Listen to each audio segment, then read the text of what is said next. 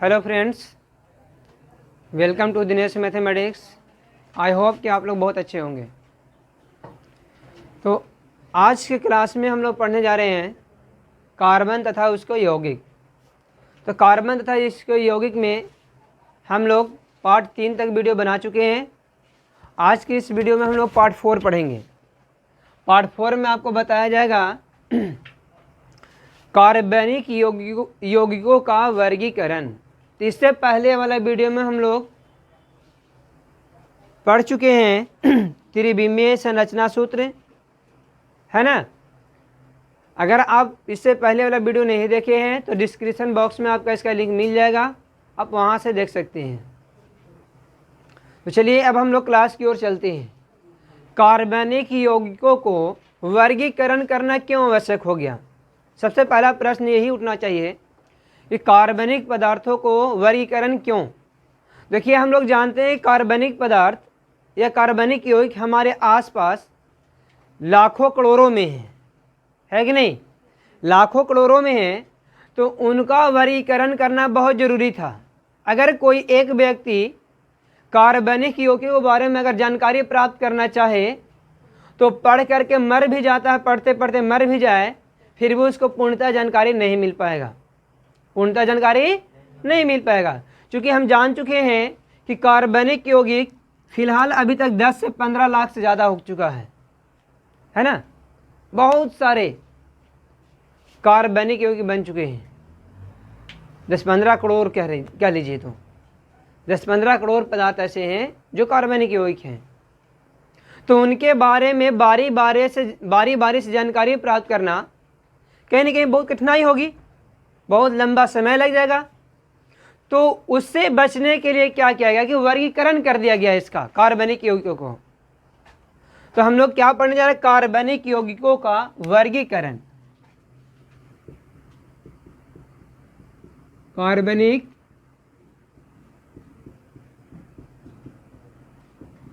यौगिकों का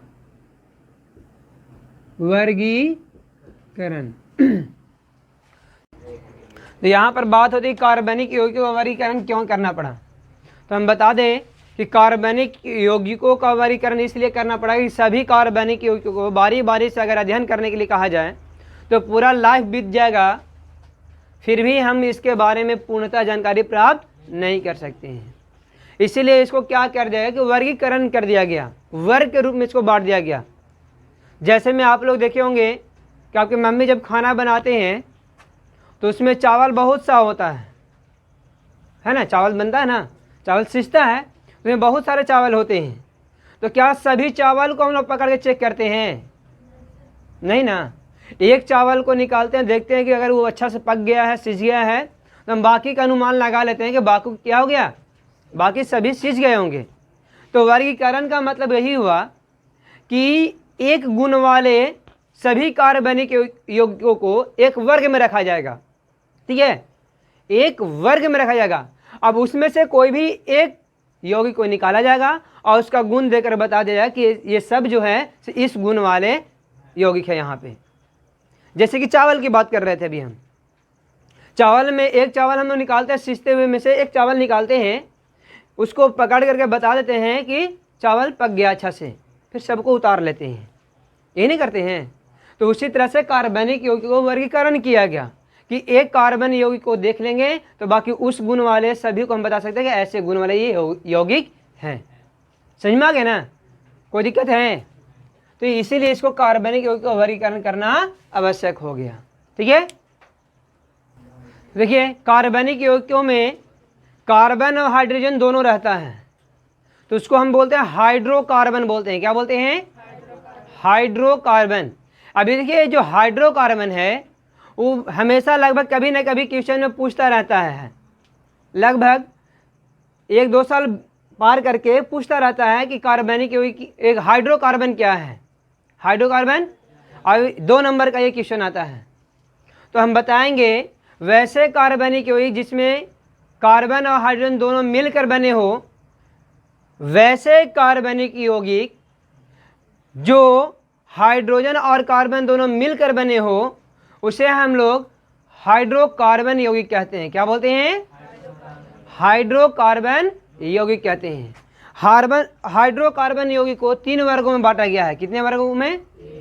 हाइड्रोकार्बन यौगिक को 3 वर्गों में बांटा गया है।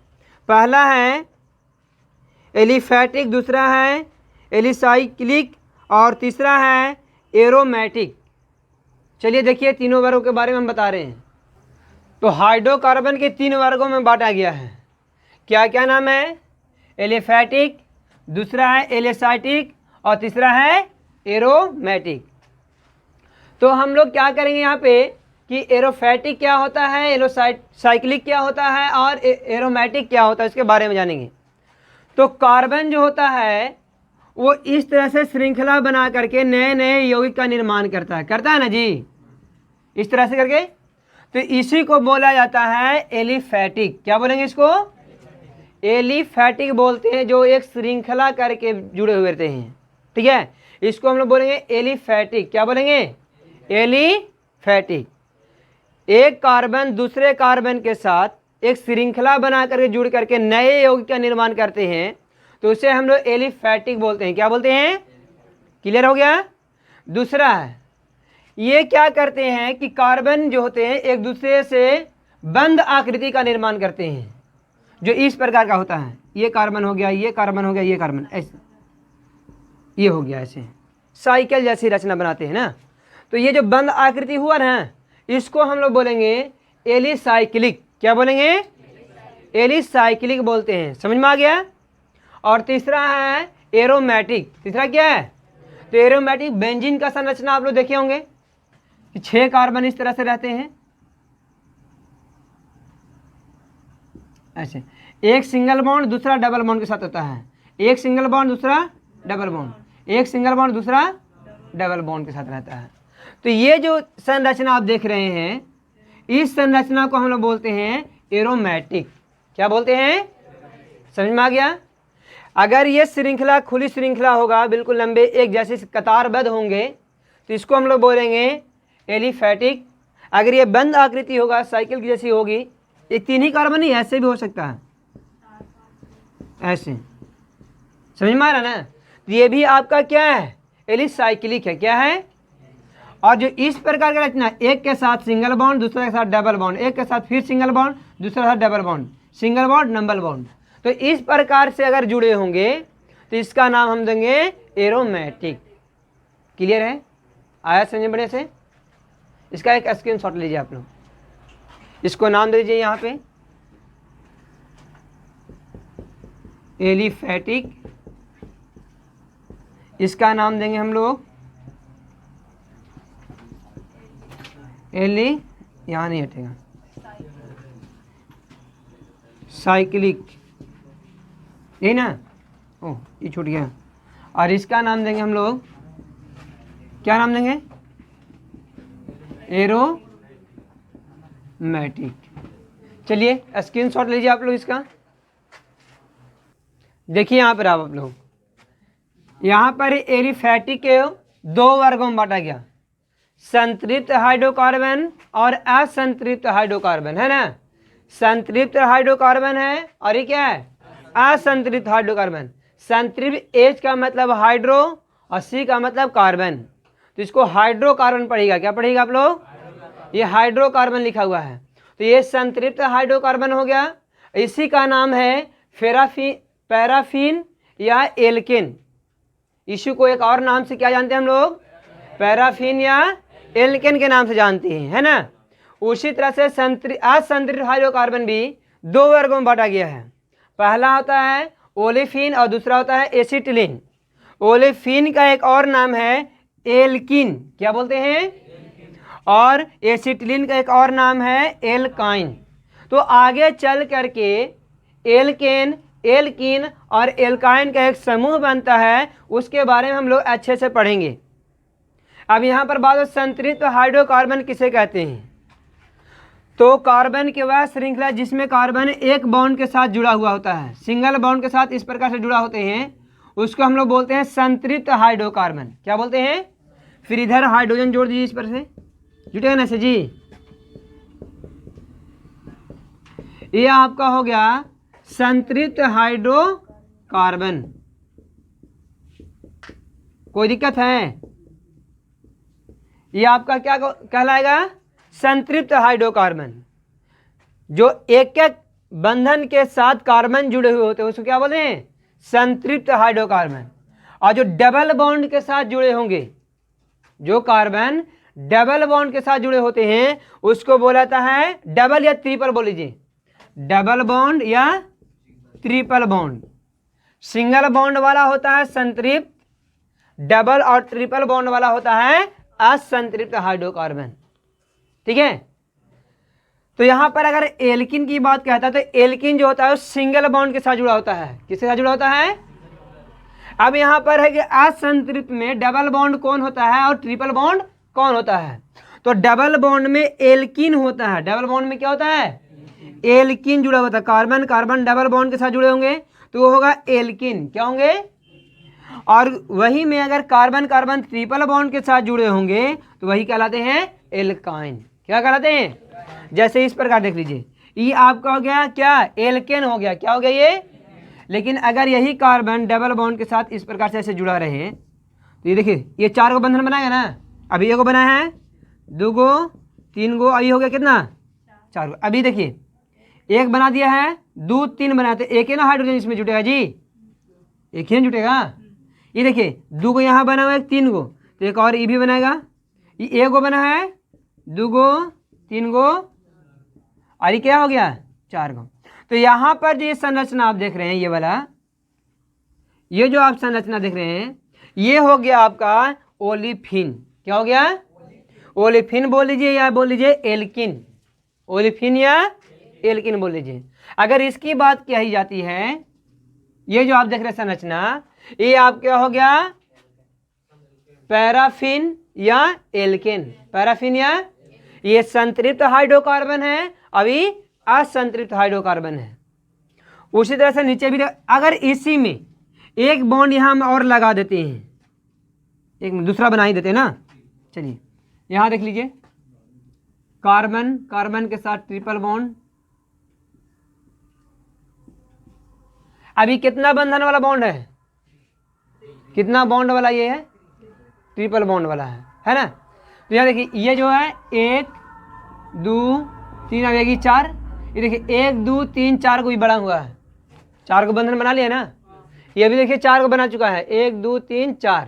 अभी देखिए 1 2 3 आएगा इसके साथ 4, उसी साथ यहाँ देखिए 1 2 3 आएगा इसके साथ 4।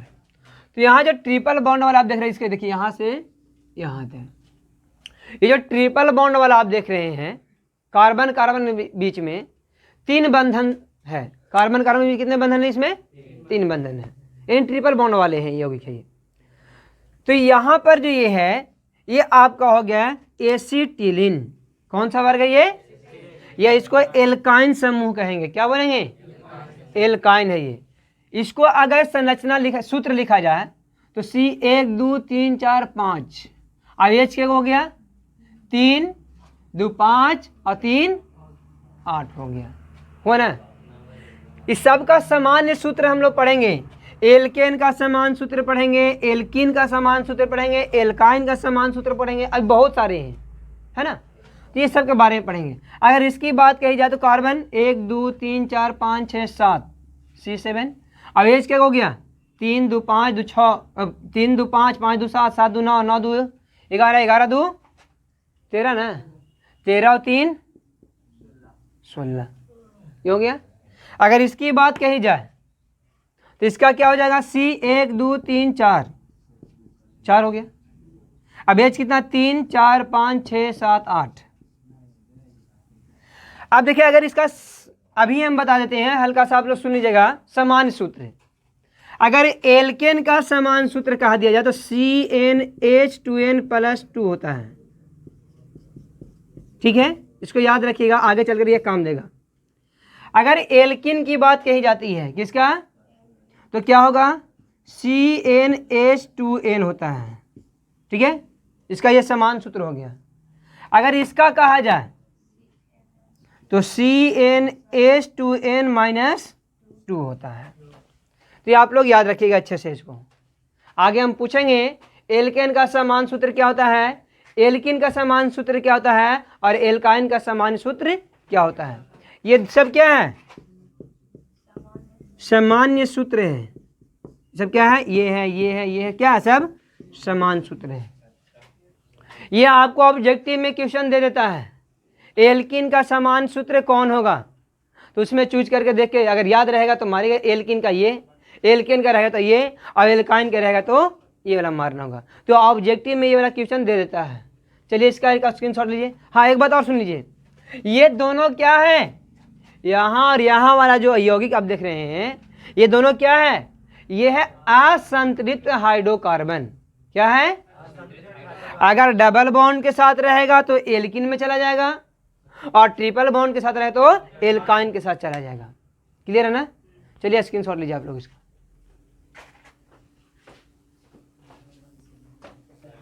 तो इसी प्रकार से आपको पूरी तरह से ये हो गया, हम लोग जितना 10th क्लास में पढ़ना उतना यही है कार्बनिक यौगिकों का वर्गीकरण। ठीक है, अब है क्रियाशील और एक समजात श्रेणी। क्रियाशील समूह और समजात श्रेणी के आधार पर भी इसको वर्गीकरण किया गया है। चलिए उसके बारे में पहले आप जान लेते हैं, इसको क्लीन करते हैं। यहाँ पर है, 1 मिनट दिख नहीं रहा ना, चलिए ठीक है। यहाँ पर है क्रियाशील समूह।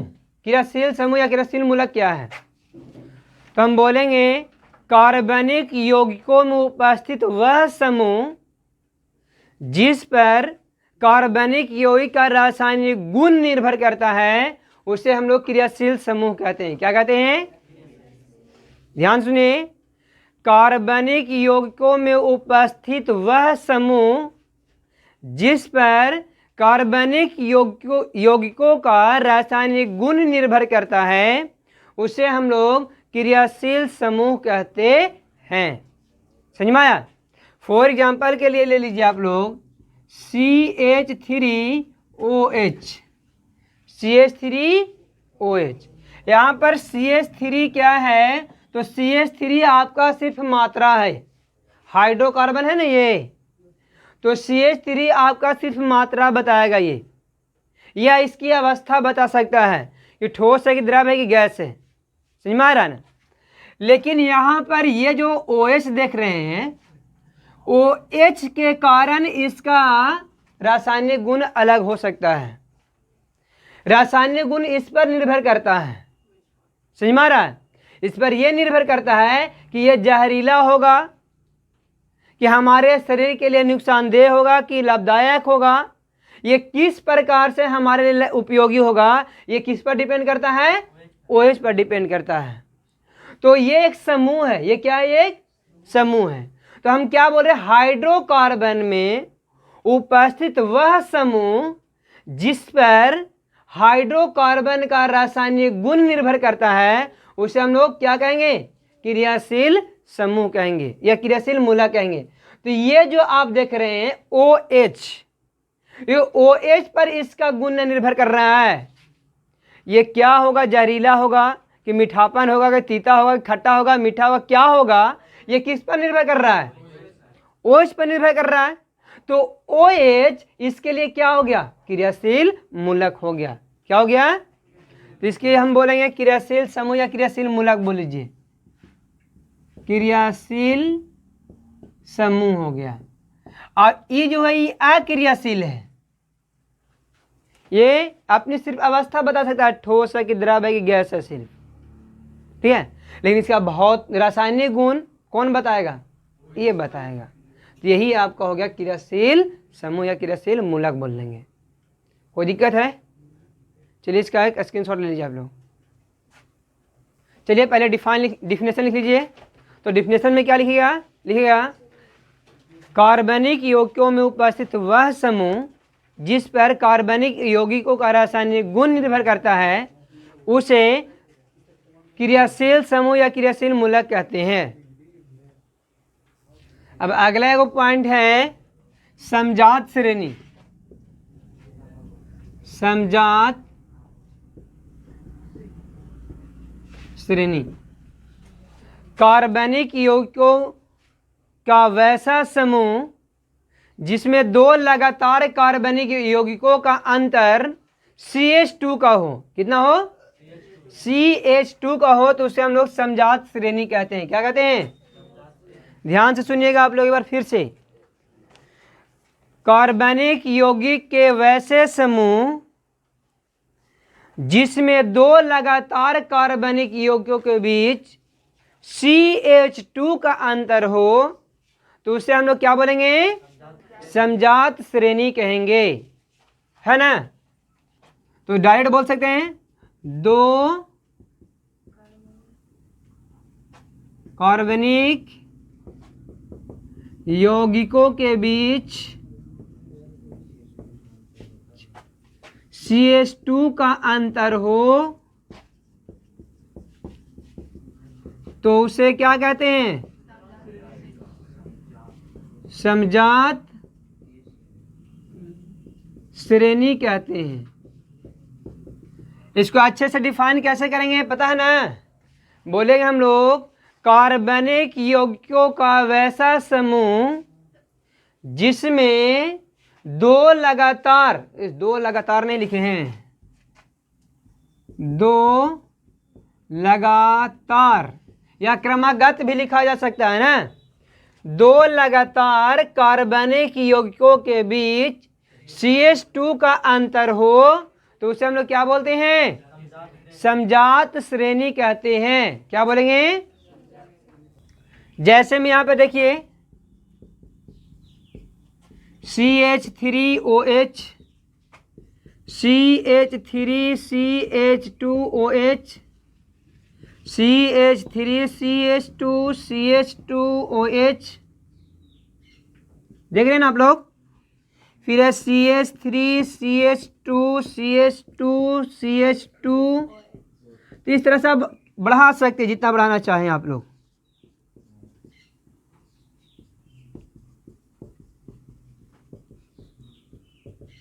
OH इस प्रकार से आप बढ़ाइएगा, ठीक है। अब इसको क्या कर रहे हैं कि यहां पर एक संरचना सूत्र के रूप में इसको दिखा रहे हैं। तो देखिएगा C3 है ना, ये ना, एक मिनट, CH3OH हो गया ये। अब ये C2H कितना हो गया? 3 2 5 OH। फिर यहां देखिए C3 हो गया। अब H कितना है? 3 2 5 2 7 OH। C कितना हुआ? 4 1 2 3 4। H कितना हुआ इसमें? 3 2 5 5 2 7 7 2 H। C5H कितना हो जाएगा? 11 OH। अब ये सब का अंतर आप निकालिए, कितना का अंतर आ रहा है? यहां से यहां घटाइए, कितना बचेगा? 3 2 में से एगो चला गया तो एगो C बचेगा, और यहाँ पर 5 में से 2 जाएगा, 3 जाएगा, तो अब OH से OH कैंसिल, ठीक है। फिर यहाँ देखिए कितना का अंतर हो रहा है? C ना बचेगा जी, और 7 में से 5 गया, यहाँ भी देख लीजिए C बचेगा H2 CH2। तो सभी का अंतर कितना का आ रहा है? CH2 का आ रहा है ना। तो इसी को हम लोग बोलते हैं समजात श्रेणी। क्या बोलते हैं? देखिए कार्बनिक यौगिकों के वैसे समूह, ये समूह है जिसमें दो लगातार, एक दो, इसका इसका इसका इसका, तो दोनों लगातार हुआ ना। दो लगातार कार्बनिक यौगिकों के बीच CH2 का अंतर हो, दो लगातार, ये देखिए पहला दूसरा, दूसरा तीसरा, तीसरा चौथा, चौथा पांचवा, तो दोनों सबके लगातार के बीच कितना का अंतर आ रहा है? CH2 का अंतर आ रहा है ना। तो CH2 का अंतर हो तो उससे हम लोग क्या बोलेंगे? समजात श्रेणी कहेंगे। क्लियर है ना? चलिए इसका एक स्क्रीनशॉट लीजिए आप लोग। तो आप लोग अच्छे से समझ में आ गया आप लोग को? कोई दिक्कत नहीं ना है? कि नहीं, कोई डाउट है तो बोल सकते हैं।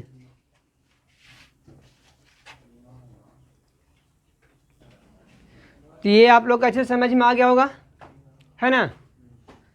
तो आज का वीडियो यहीं समाप्त करते हैं। हम लोग अगले